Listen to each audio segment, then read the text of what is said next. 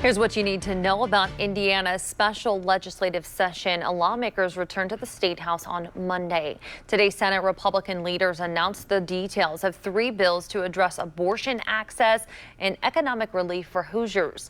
WRTV's Meredith Hackler has the details from the State House.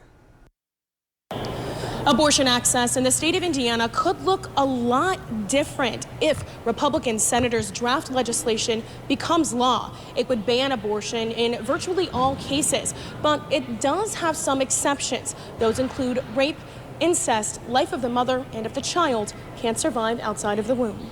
Being pro-life is not about criminalizing women. It's about preserving the dignity of life and helping mothers bring happy, healthy babies into the world. Republican State Senator Sue Glick is sponsoring Senate Bill 1.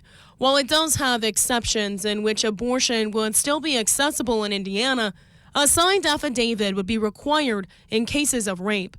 Senate Democratic leader Greg Taylor feels the restrictions outlined in this bill are effectively a ban on abortion. I think this is a clear indication that we're in trouble and that the state of Indiana has determined that it's time to take a step back in regards to women's health.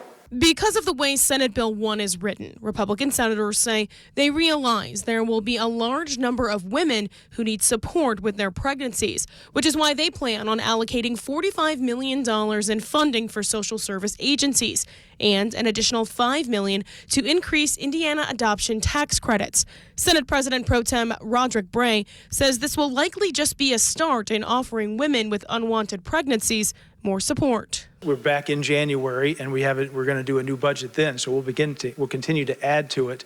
And obviously, we're in July now, coming up on August, and so a lot of these babies won't be born through the rest of this calendar year. So we want to begin, though, to ramp up these programs, make sure they're adequate. Senate Republicans also released their plans to address inflation. It includes a cap on the state gas tax so that it can't go above 29.5 cents per gallon through June of next year. The legislation would also suspend the 7% sales tax on residential utilities for 6 months. Working for you at the State House, Meredith Hackler, WRTV. And one thing that was not included in the Senate Republican plan for inflation relief, the $225 taxpayer refunds proposed by Governor Holcomb. But State Speaker Todd Houston says his chamber's inflation legislation will include it. In a statement, Governor Holcomb says he will keep discussing with lawmakers, quote, the best way to return hard-earned tax dollars to Hoosiers in a timely, meaningful way.